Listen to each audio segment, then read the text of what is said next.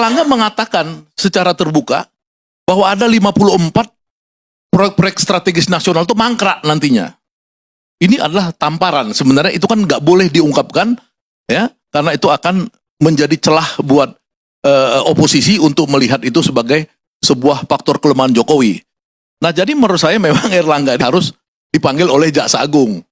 Ya kan, karena Jaksa Agung ini kemudian Kejaksaan Agung maksud saya. Kan karena kita udah melihat dia menjadi instrumen politik quote and quote ya. Kita melihat misalkan dalam kasus BTS itu kelihatan dia mau tutup nih perkara padahal seluruh media sudah memberitakan ya, banyak orang lain yang sangat penting ya. Misalkan suaminya Puan Maharani itu sudah diungkap oleh berbagai media yang punya perusahaan masuk dalam itu. Kemudian Menteri Pemuda ya masuk dalam skema itu. Menteri-menteri lain apa segala, anaknya menteri ini, adiknya Menteri Kominfo yang baru misalkan, yang diungkap oleh berbagai media terlibat. Ini kan mau ditutup oleh Kejaksaan Agung bahwa ini masalah sudah selesai dianggap. Jadi ini Kejaksaan Agung, maksud saya maaf, ini kelihatan udah main politik. Nah, Erlangga ini menurut saya, ya, ini korban cawe-cawe Jokowi.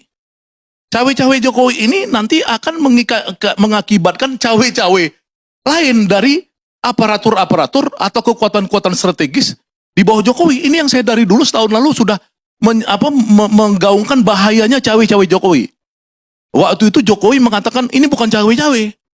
Saya tidak akan cawe-cawe, tapi kemudian Jokowi mengakui bahwa itu adalah cawe-cawe. Nah, jadi sebenarnya ini cawe-cawe Jokowi yang kemudian membuat kita jadi misterius. Ini khusus untuk Erlangga diperiksa ini buat saya misterius. Misterius kenapa? Karena ini bisa aja perseteruan ini ya antara ABA dengan ABG, Pak. ABA itu asal bukan Anies, ABG asal bukan Ganjar. Ya, ini nggak tahu kita siapa lagi yang main. Karena pertemuan terakhir Surya Paloh dengan Pak Jokowi itu menyimpan misteri. Sampai sekarang misteri karena nggak ada yang mengungkapkan apa yang dimaksud dengan pertanyaan Jokowi tentang siapa wakil presiden Pak Anies Baswedan.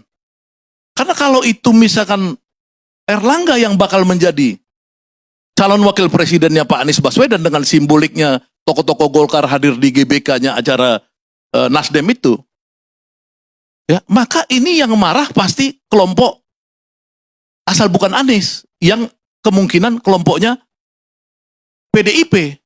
Karena Jaksa Agung ini kan milik PDIP sekarang. Ya, ini bahayanya kalau sekarang kan saya lihat Ganjar itu kan banyak extra effort di Jawa Barat. Ya, kemarin lari di Cibinong, Bogor, kemudian jalan ke Bandung, ke mana-mana. Pokoknya dia mau obok-obok Jawa Barat. Karena apa? Karena survei terakhir Ganjar itu cuma dapat sekitar 16% di Jawa Barat, ya. Kemudian Prabowo 30-an persen, Anies 30-an persen. Jadi memang ini daerah non PDIP Jawa Barat ini. Mereka ini punya tendensi untuk sebenarnya mengambil RK, ya. RK ini Ridwan Kamil untuk masuk memperkuat Ganjar Pranowo, baik itu sebagai cawapres atau mungkin yang lainnya. Nah, ini buat mereka ancaman kalau Erlangga ini melakukan atau memutuskan koalisi dengan Anies Baswedan.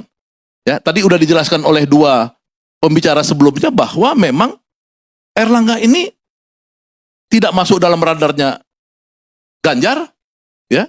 Kemudian di Prabowo ini kemungkinan besar itu larinya ke Erick Thohir atau ke Gibran, ya. Gibran anaknya Jokowi, itu spekulasi paling besar. Nah, sebagai ketua partai dengan sejarah yang panjang dan besar, ya, selalu 2 digit, dari dulu 2 digit, nggak mungkin dong namanya Erlangga itu ya datang dengan tidak terhormat masuk ke koalisi yang sudah ada.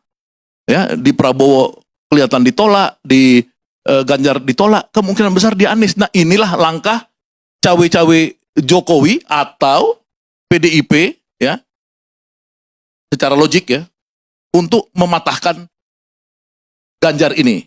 Ya, tentu saja misalkan Luhut dan Bahlil yang sudah lama mengincar Golkar dengan Munaslup, ya, berpikir bahwa ini saat yang tepat. Kalau dia tidak bagian dari konspirasi istana tadi, artinya dia menunggangi gerakan dari PDIP. Tapi sebaliknya juga PDIP bisa juga menunggangi ya gerakan dari istana. Ini